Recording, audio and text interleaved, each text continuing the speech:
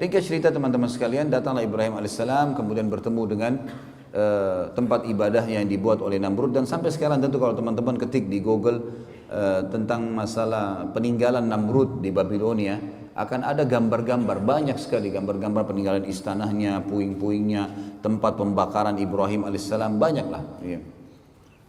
Ibrahim alaihissalam mendakwai yang paling pertama ayahnya. Begitu datang, dia bertemu dengan ayahnya, didakwahi ayahnya, didakwahi kaumnya.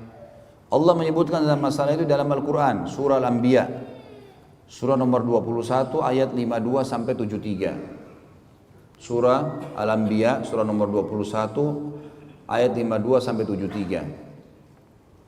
A'udzu billahi minasyaitonir rajim. Idz qala li abihi wa qaumihi ma hadhihi at-tamathil allati antum laha 'akifun. Qalu wajadna aba'ana laha 'abidun. Qala laqad kuntum antum wa aba'ukum fi dhalalin mubin. Qalu aji'tana bil haqqi am anta minal la'ibin. Qala bar rabbukum rabbus samawati wal ardi alladhi fatarahunna wa ana 'ala dhalikum minasy syahidin. Watallahi la'akidanna asnamakum ba'da an tuwallu mudbirin. Sampai sini teman-teman saya berhentikan dulu dan akan kita lanjutkan ayatnya. Jadi ayat 52 sampai ayat 57 sampai ayat 57 dulu. Kurang lebih terjemahnya kata Ibrahim alaihissalam, ingatlah kata Allah ketika Ibrahim berkata kepada ayahnya dan kaumnya, apa nih patung-patung yang sedang kalian sembah? Mereka berkata, inilah yang kami temukan yang disembah oleh ayah-ayah kami. Kemudian kata Ibrahim alaihissalam, ketahuilah apa yang sedang kalian lakukan ini dan ayah-ayah kalian adalah sesuatu yang sesat, salah ini. Lalu kemudian mereka berkata, apakah kamu datang membawa kebenaran atau kau hanya sekedar datang untuk mengganggu kami?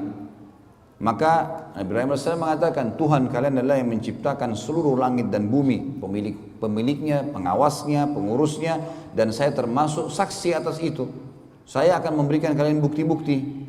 Dan kalau kalian tidak mau percaya, maka saya akan menghancurkan dan melakukan tipu daya terhadap Tuhan-Tuhan kalian ini. Ceritanya adalah Ibrahim AS masuk menemui ayahnya, bersama dengan kaumnya lagi masuk ke dalam sebuah ma'bad, sebuah tempat ibadah yang dibuat mirip dengan piramida Mesir, Fir'aun, tapi piramida agak mengerucut kotak ya, seperti kotak lah batu-batu itu. Kalau ini enggak manjang, kayak bangunan manjang ke belakang, sampai sekarang masih ada tentu. Tangganya banyak ke atas. Di atas itu ada sebuah ruangan itu ditaruh patung-patung yang banyak sekali, gitu. Di antaranya patung Namrud. Dan mereka selalu tiap hari datang berikan sesajen, mohon-mohon, diberikanlah nama nih dewa api, dewa matahari, dewa bulan, dewa apalah, segala macam dewa-dewa nama mereka. Kemudian pada saat itu yang selalu membawa sesajen hanya orang penjaga kuil, tidak boleh yang lain. Kalau orang lain maka akan kualat. Ibrahim AS datang pada hari di mana beliau dinobatkan jadi nabi dan temukan ada ayahnya di situ bersama kaumnya sedang menyembah. Ibrahim AS langsung naik, kemudian mendekati patung yang memang pada saat itu dikasih tinggi, ditinggikan tempatnya, naik tangga, naik ke atas. Tidak ada yang berani naik ke atas sana, kecuali penjaga kuil saja. Karena keyakinan mereka kalau didekatin patung-patung ini maka akan kualat, akan putus kakinya, akan putus tangannya, akan stroke badannya, akan segala macam hal. Akhirnya Ibrahim AS datang kemudian mengajak ngobrol patung itu, mengatakan, hai yang dianggap Tuhan oleh masyarakat Babilonia, apa kau tidak marah? Pada saat Ibrahim AS mengambil sesuatu sesajen di situ, maka tidak ada sautan. Saya mengambil sesajenmu. Orang semua lagi lihat. Lalu Ibrahim AS mengucapkan 2 kali sampai 3 kali, tidak ada jawaban. Lalu diambil sedikit di situ potongan makanan, lalu dilempar ke wajahnya patung itu. Jatuhlah ya buah atau makanan tersebut. Kemudian tidak ada sautan, karena kita tahu patung tidak akan bicara. Kata Ibrahim AS, hai yang dianggap Tuhan oleh masyarakat Babilonia, apa kau tidak bisa melawan saya? Kau tidak marah karena saya lempar kamu dengan sesajenmu sendiri? Enggak ada sautan. 2 kali enggak ada sautan, 3 kali enggak ada sautan. Mungkin biar jutaan kali tidak akan ada sautan tentunya. Pindah ke patung kedua dilakukan hal yang sama. Patung ketiga, semua patung itu dihina oleh Ibrahim AS.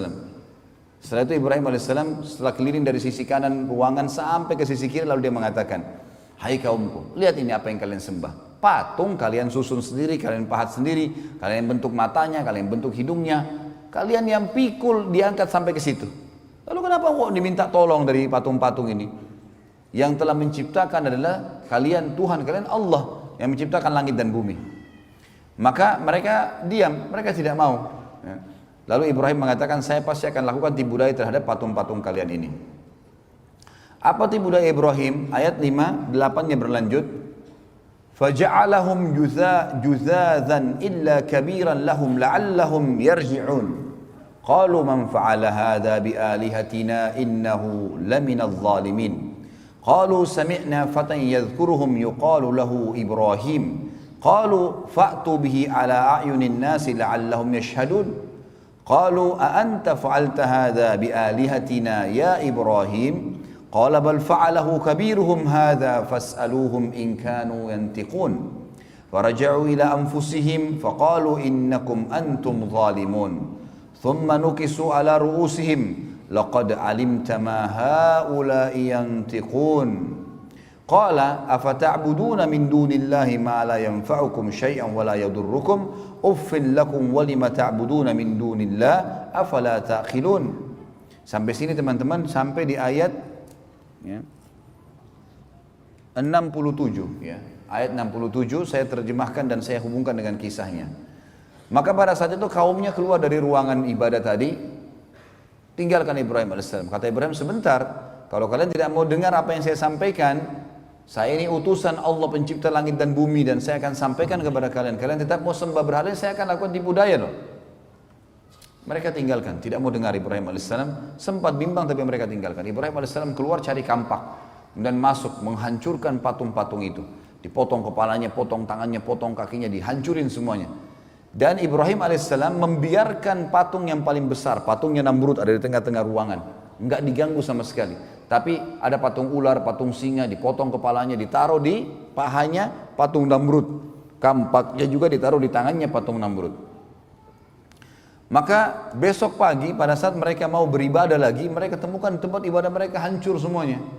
Dan pada malam hari, pada saat Ibrahim AS menghancurkan, penjaga kuil ada. Tapi penjaga kuilnya ketakutan, karena dia sendiri yakin ini kualat, kalau dekatin patung itu kualat. Bisa stroke, bisa terpotong tangannya, apalagi hancurin ke Ibrahim. Ini luar biasa Nabi Ibrahim AS. Maka dia tidak berani buat apa-apa, takut dia. Besok pagi orang-orang atau menyembah ditanya dia, kenapa ini? Siapa yang buat ini? Penjaga kuilnya nyaut, yang tadi malam tuh Ibrahim, gitu kan? Itu yang Allah katakan di sini. Kan? Maka Ibrahim menghancurkan semua. Juzadzan illa kabira. Jadi memang Ibrahim AS menghancurkan lebur semuanya kecuali yang paling besar, patungnya Namrud, agar mereka sadar. Lalu mereka berkata, siapa yang buat ini kepada Tuhan-Tuhan kami? Penjaga kuil mengatakan, kami mendengar dan yang kami tahu adalah yang tadi malam itu, Fatan itu dianggap anak muda ya, yang semalam yang bernama Ibrahim.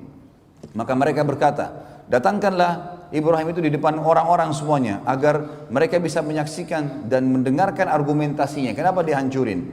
Maka begitu datang mereka tanya, hai Ibrahim, apakah kau yang lakukan ini pada Tuhan-Tuhan kami? Maka Ibrahim berkata, bukan. Ibrahim mengatakan, qala bal fa'alahu kabiruhum. Kenapa tanya saya? Tanya patung yang paling besar itu yang pegang kampak, gitu kan. Tanya kalau dia bisa ngomong, gitu. Maka mereka kembali ke diri mereka sendiri, lalu mereka mengatakan, sesungguhnya kalianlah yang zalim. Setelah mereka dengar, pikir benar ya. Kata Ibrahim, coba lihat, kalau memang dia bisa buat apa-apa, maka dia yang melakukan. Kalau kalian yakin dia tidak bisa melakukan, lalu kenapa kalian menganggap dia sebagai Tuhan? Karena kebetulan waktu itu semua patung dewa ini mereka anggap di bawah patungnya Namrud. Namrud adalah Tuhan di atas Tuhan-Tuhan semuanya, paling kuat. Kemudian mereka kembali ke diri mereka, kata Allah. Setelah itu mereka salah satu yang mengatakan, kayaknya kita yang zalim nih, kita yang salah. Kemudian mereka menundukkan kepala-kepala mereka dan akhirnya Ibrahim menunggangi untuk berdakwah. Kata Ibrahim, bukankah kalian lihat patung-patung ini tidak bisa ngomong sama sekali? Tsumma nukisu ala ru'usim laqad alimta ma haula yantiqun. Kalian tahu ini tidak bisa ngomong sebenarnya. Kemudian Ibrahim mengatakan, apakah kalian menyembah selain daripada Allah yang tidak bisa memberikan manfaat dan mudarat kepada kalian sedikit pun? Sungguh kecelakaan dan terhina perbuatan kalian karena kalian menyembah selain Allah, sementara mereka, apakah kalian tidak berakal? Maka pada saat itu ada satu orang yang bilang, Kayaknya Ibrahim ini harus kita laporkan ke Tuhan kita terbesar, Namrud. Kata Ibrahim, gak usah repot-repot, saya ke sana. Pagi hari, waktu itu sudah pagi. Namrud ini punya tradisi teman-teman sekalian, setiap pagi dia selalu duduk, setelah rapi, habis mandi, bersih segala, ada tirai yang ditaruh antara dia dengan pengikutnya, lalu diangkat tirai tersebut, ternyata orang-orang begitu lihat dia sujud semua, lalu mengatakan, wahai Tuhan kami yang agung Namrud, gitu. Begitulah ceritanya. Maka pada saat itu teman-teman sekalian, Ibrahim AS masuk bersama bondong-bondong manusia, begitu tiba di dalam, semua orang diangkat tirai, semua orang sujud kepada Namrud kecuali Ibrahim AS. 40 tahun Namrud disujuti dan tidak pernah ada orang bangkang kecuali pada saat itu. Namrud tanya, siapa kamu ini? Kok bisanya kau tidak sujud dengan saya? Ibrahim AS utusan Allah. Dia nggak pakai ngomong, bukan mengatakan hai Raja Namrud, apalagi Tuhan Namrud gitu kan. Panggil namanya, hai Namrud. Belum pernah ada orang berani panggil Namrud begini gitu. Semua orang yang lagi sujud angkat kepalanya. Ini unik ini. Tidak pernah ada orang begini. Dia mengatakan, wahai Namrud, dari mana kau ngaku Tuhan? Kamu manusia biasa seperti saya, seperti kami semua. Punya dua mata, punya dua tangan, punya dua kaki. Kamu juga sama dengan kami, lahir dari bayi, anak-anak, remaja, tua. Seperti sekarang kau juga akan mati. Yang menghidupkan dan mematikan adalah Allah, Tuhanku dan Tuhanmu, dan Tuhan semuanya. Namrud waktu itu tidak mau kalah. Namrud mengatakan, baiklah Ibrahim, kalau kau ngaku Tuhanmu itu bisa menghidupkan mematikan, saya juga bisa. Mau bukti? Kata Ibrahim, iya. Baik.